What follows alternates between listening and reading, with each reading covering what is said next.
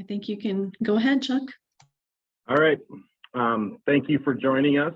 My name is Chuck Brandel. I'm a vice president here at ISG. A little introduction on ISG for those of you that do not know us. We have offices in 4 states, 4 in Minnesota, 1 in Bloomington, 1 in St. Louis Park, 1 in Mankato, and 1 in Rochester.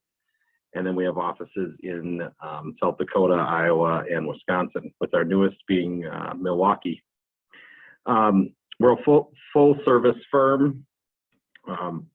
We work in many different markets. We have architecture, we have all of the engineering, environmental, permitting. Here are some of the major markets that we work in, from commercial, mining, housing, transportation, sports and rec, to water. From our water market, we have grown substantially in the past few years, adding a lot of talent. I lead our water market. We've added Craig Clarkson in our Des Moines office as a water resource group leader. Daryl Pettis, who some of you may have known, he came from LeSueur County as their engineer and administrator, working in our water group. Julie Blackburn is our environmental practice group leader. Staci Williams has been with us longer, and she's on here because she'll be, I'll be introducing her shortly. Jeff Kramer came on last year with a lot of water planning expertise. Just to give kind of a breadth of some of our water projects related to, for those of all of you within the watershed districts. Myself, I'm well known as working on drainage, water quality and storage. We do a lot of work with lakes in Minnesota.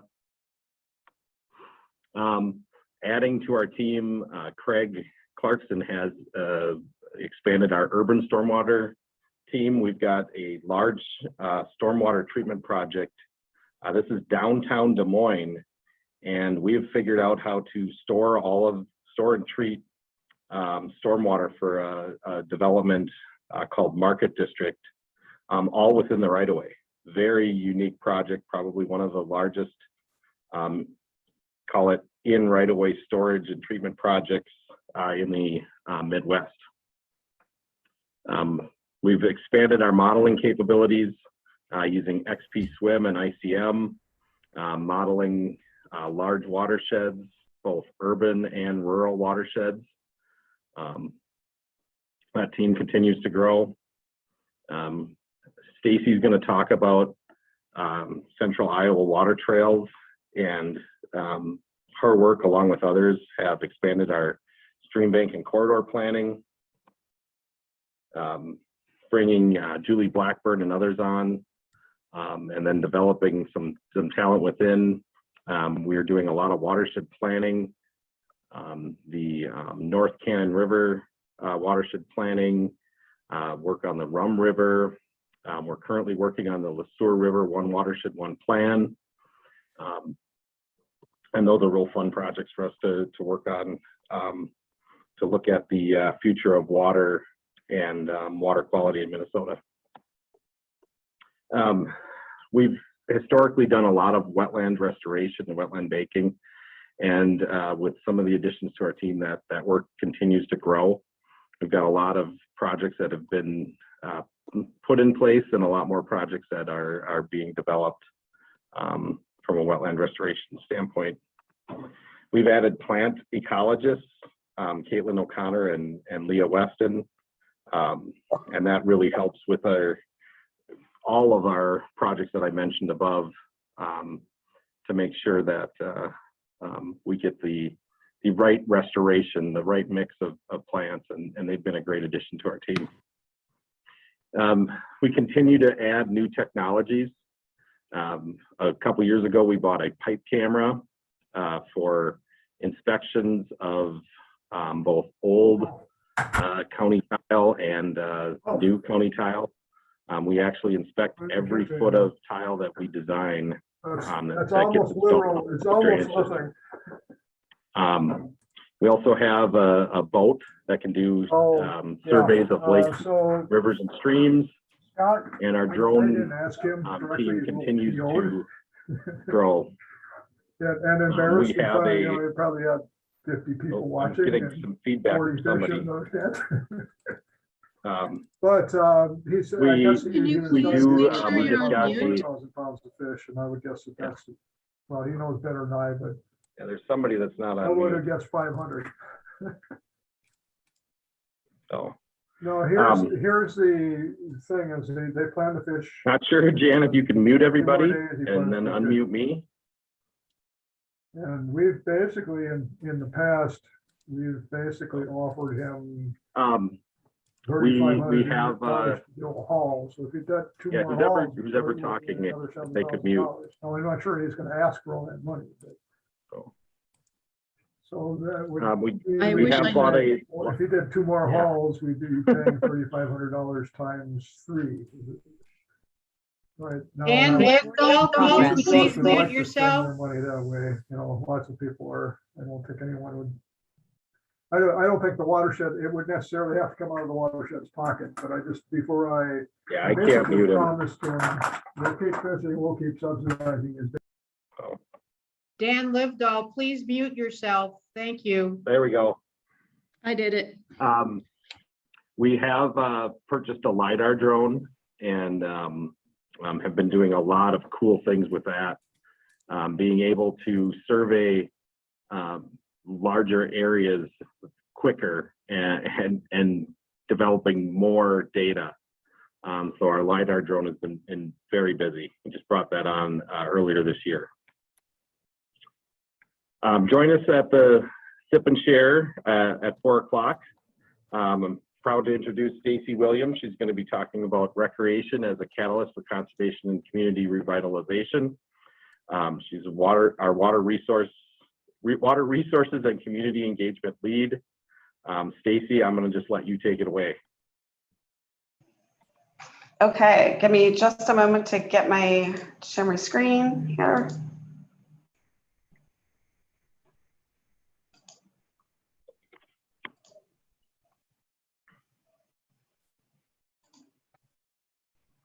Well, first, thank you for having me here today virtually. I look forward to seeing everyone again in person, but for now, this will do. So I really want this to be as conversational as possible. So if you do have questions along the way or comments, feel free to chime in the chat or ask.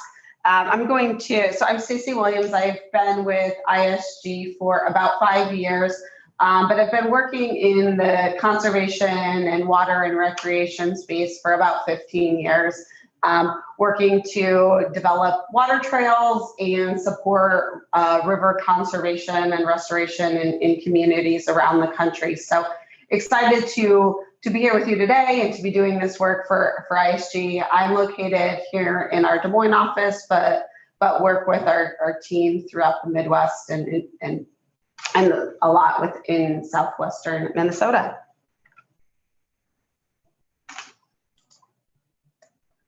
So kind of the overarching goals of our program, we really use recreation as a catalyst to then get communities excited about protection and restoration of rivers, and then also support economic development and community revitalization. A lot of our historic downtowns, and especially in some of our smaller communities, are located along rivers and streams. So really reconnecting communities to those and so that they see them as a viable and vital part of the community infrastructure, and then in turn want to protect them. So this, my snapshot, I know I'm talking to a lot of folks in Minnesota. This is a snapshot of Iowa, but I think I really just kept this in here to show the economic impact of outdoor recreation in the state of Iowa, and take that and amplify it by at least a few fold for Minnesota. And so this highlights kind of the existing opportunities in economic development, but also the potential if we more strategically invest in our natural resources, what that potential could be. And so today I'm just going to walk through a couple different case studies with you. One focused that's gone through several different naming iterations. Started out as Central Iowa Water Trails, has now transitioned into Icon Water Trails, which is Iowa's Confluence Water Trails. This project got started back in about 2015 through the Des Moines area MPO as a master planning process. Since then, it's evolved into a really transformational project within Central Iowa, and I'm going to kind of talk through some of those details with you today. And so again, here's just a snapshot of the Des Moines kind of metro, about a population of about 500,000 people within Central Iowa. And so the project that we're looking at is focused on 16 different jurisdictions, 150 miles of waterway on 9 different rivers and streams throughout Central Iowa. And so in looking at this project, we had several different goals, safety being at the forefront. Not only safety, because this project is looking at modifying 3 dangerous dams in downtown Des Moines, but also safety from a safety aspect in accessing the river, and then also a safety aspect from an equitable lens. A lot of underrepresented populations don't have access to swim lessons and are using the river for fishing or other recreation. So one of the things that we're looking at is kind of closing that equity gap from a safety perspective. And then, of course, economic development. We see this as a real transformational project in terms of not only bringing and keeping a talented workforce, but also supporting economic development. This project is about $100 some million when you look at the price tag, and a conservative estimate from a business plan estimates that the return on the investment would be within about 5 years, where you would make your money back in terms of economic development. And then one of the key reasons why the business community has really embraced this project and gotten on board is because they know that we're competing with other Midwestern communities to attract and retain a talented workforce. And with kind of our transitioning economy and with a strong economy, the young professionals are picking where they want to live and then finding a job. So in order for Central Iowa to compete with other communities, we really need to have some of those quality of life amenities that bring and keep people. And then a focus of this project is conservation. And I'll detail a couple of different examples of how we're tying conservation into these projects. But when we're looking at the 80 plus different sites throughout Central Iowa, all of them have a water quality or resiliency component, whether it be green stormwater infrastructure, in-stream improvements for stream restoration and bank restoration. We have got some wetland restorations and some floodplain reconnection. So really just looking at at how to tie in conservation as part of this really substantial recreation and community development project. Of course, and then finally outdoor recreation. So we're looking at again about 150 miles of water trail. Not all of these water bodies are paddleable all the time or even most of the time. So a big part of this is tying in our land-based trail network and connections to existing parks and open space and connecting those to some of our smaller creeks, and then just providing opportunities for people to get down and explore our water resources, creek walks, sit by the water and enjoy a book. So really just providing those connections to our water resources.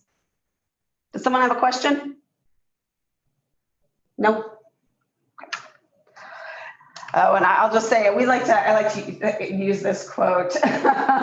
Jay Byers, who is the Greater Des Moines Partnership CEO, calls it the most transformational quality of life project of our generation. And so I like to repurpose that, because I think that's a pretty big and bold statement to say about a water trails project, especially from a business leader.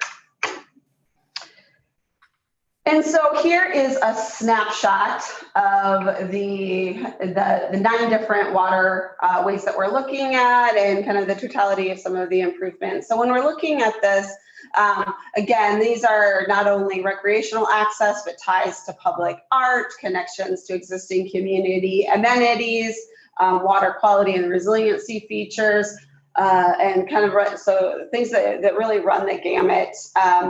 The project received a National Endowment for the Arts grant to do some safety messaging around water and water quality. So that's currently being developed, kind of a strategy and a plan for that, which is really exciting. And one of the goals for that is to cross language barriers as part of that safety messaging. So I'll be really interested to see what some of the artists come up with that are part of that, and how that takes shape.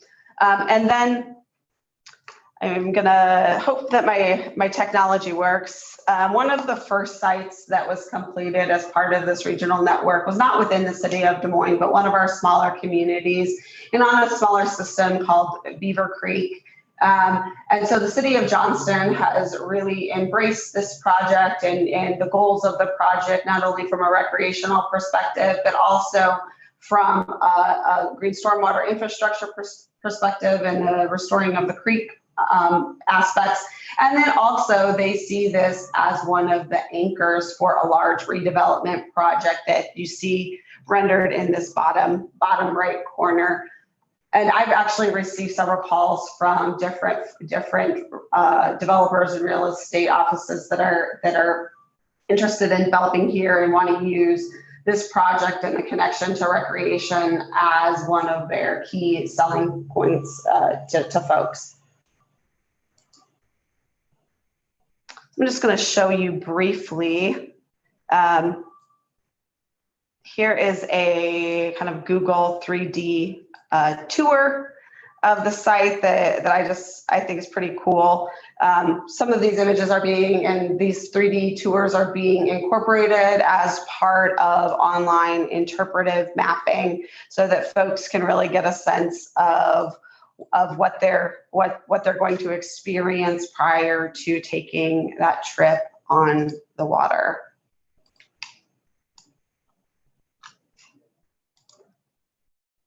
Let me get back to our PowerPoint. This top right picture just as an anecdote. We had a big ribbon cutting, and a lot of business leaders and community leaders came out to the event, including this is Dan Houston, the CEO of Principal Financial Group, and the mayor of Johnston was dressed up in her business attire and hopped in a kayak and started paddling. And so Dan couldn't be outdone and thought he would have to get in and take a spin in his suit, which was great. And so one of the things that again, the business communities really embraced this project and helped move it forward and helped with some of the funding for the project. But one of the things that also set that in motion is we were able to secure a $25 million federal build grant to implement 4 projects within downtown Des Moines. And I credit a lot of that to our congressional delegation. We took all of our congressional delegation out on the river, and kind of the resounding answer was like, wow, we had no idea this was here in central Iowa, and we had no idea that we had this water resource right here in the heart of Des Moines. And so I've been working through the design process for ISG's been working on 3 of the 4 sites within downtown Des Moines. At Prospect Park, Birdland Marina and Harriet Street. And I'm going to talk just a little bit about some of the key components that we have tied to those. And this $3 million number is the water quality investment that's tied to these big projects. And so these are preliminary renderings of the 3 sites I'm going to talk about. And I should back up. ISG in 2017 and 2018 worked with the MPO and other local partners to develop a feasibility study and kind of ground truth all of the amenities that were outlined in the original MPO master plan, to really lay out not only feasibility, but costs, and then a permitting strategy, and wrap that up into 9 different master plans for each of the different waterways.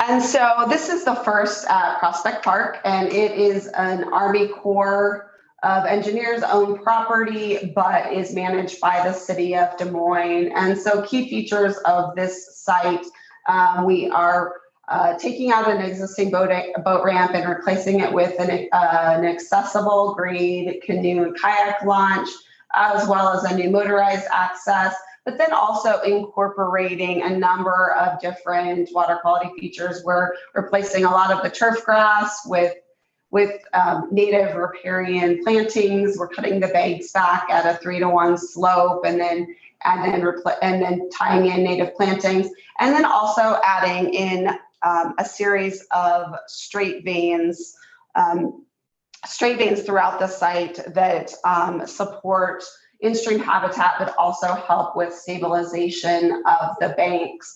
And then you can kind of see it here, but in this image, we're also tying in a number of different fishing nodes in relation to those in-stream enhancements. And this is just another shot of some of those improvements.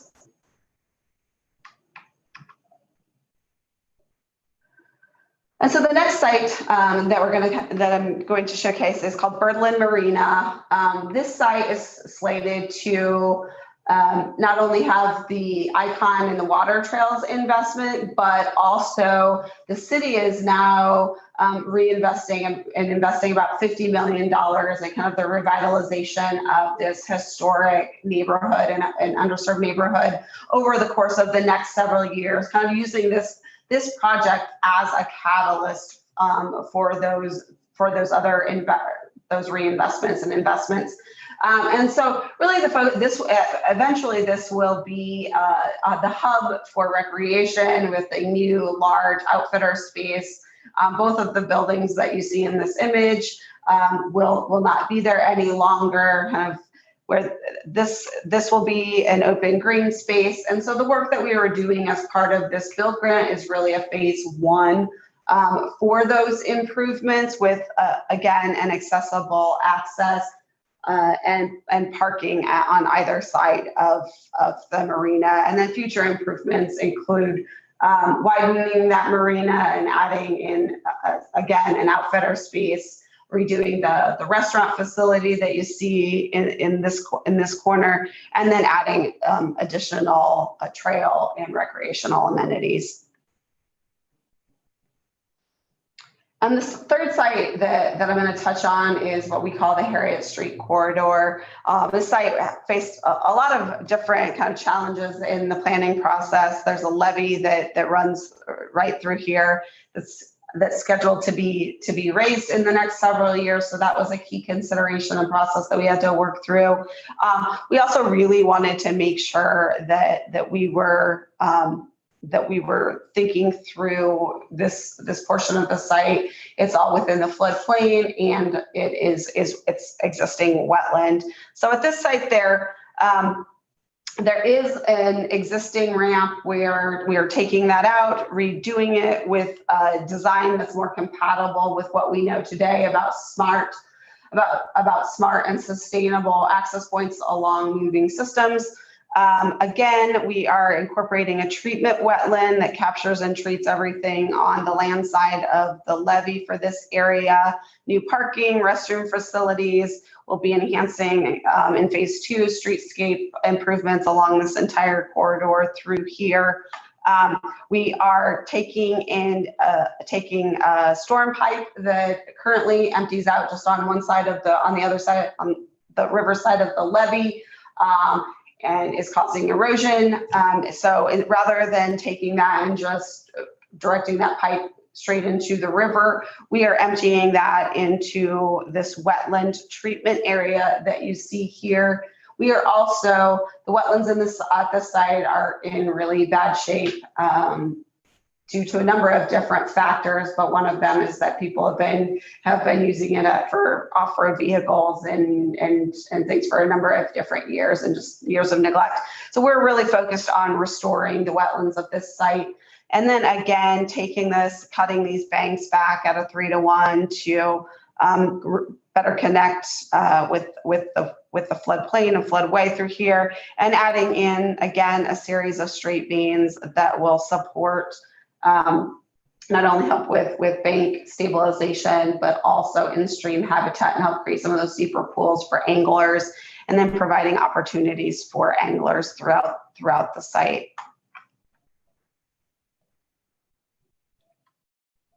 Just another snapshot of that. And this is just a high-level overview of our timeline, knowing that this is a really substantial project in terms of effort, but also in terms of financial support. Wanted to provide a snapshot of kind of the process. And so the Great Outdoors Foundation is leading the private fundraising effort for this, and to date have secured about $25 million in private investment, all coming from local philanthropic organizations, businesses, and families. So probably one of the most substantial investments in a community project for our community ever. And then the large build grant, as well as several other smaller grants, are really helping to move the needle to make this large project a reality.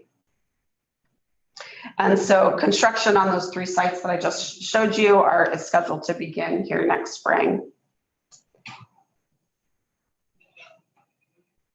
I think I have a question. Let me do the veins incorporate. So the veins don't have vegetation. They are riprap on the veins, but there's vegetation in between the banks.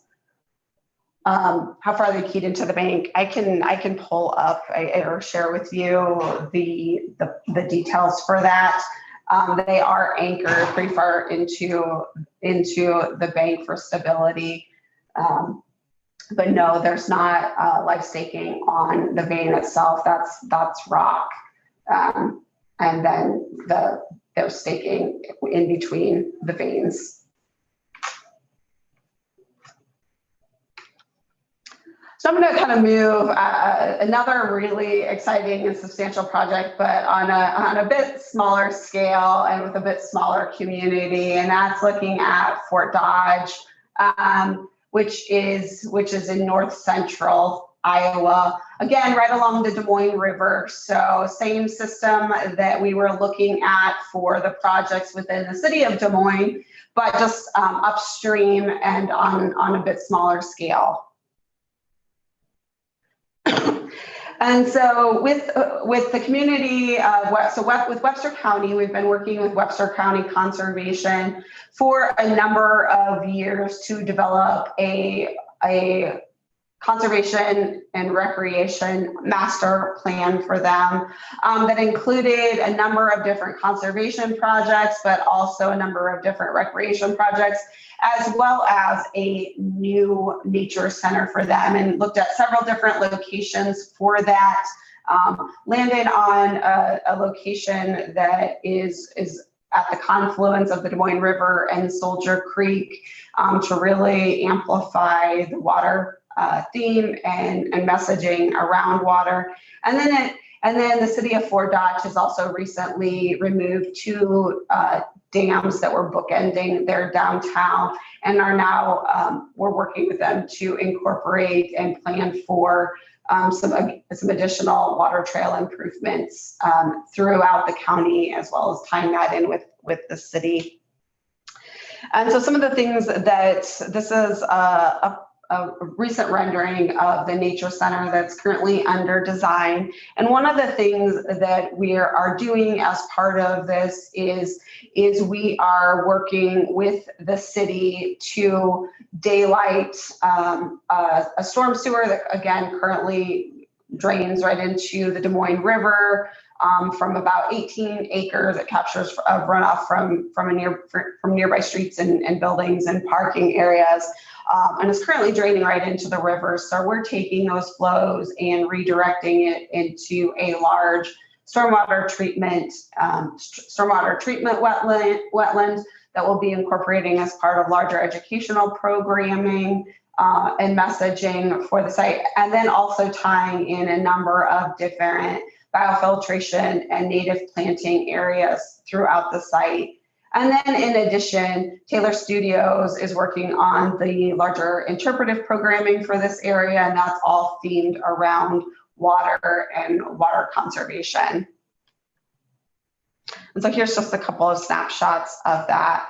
And again, other site features for this, eventually there will be an outfitter and recreational opportunities. So we have fishing nodes, a streamscape where you can get down and explore closer to Soldier Creek, and then really extending that programming space outdoors and having a number of different interpretive areas focused on water quality and the river.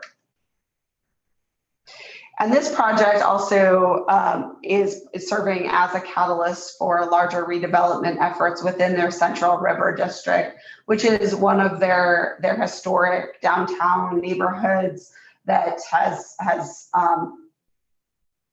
suffered from a lack of investment in recent decades, and is really now being a focal point for redevelopment and reinvestment as part of some of these recreation and conservation projects that we're working on.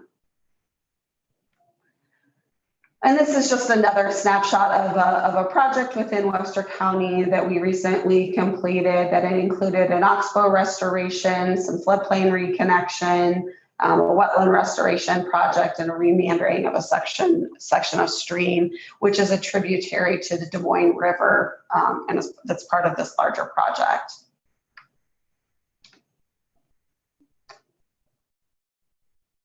Any questions? Comments?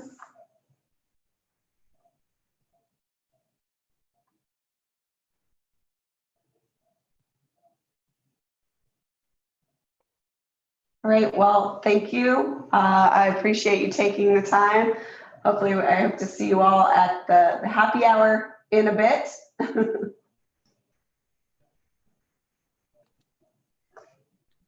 Thanks, Staci. Yep, thanks, Stacy. Thanks, Chuck.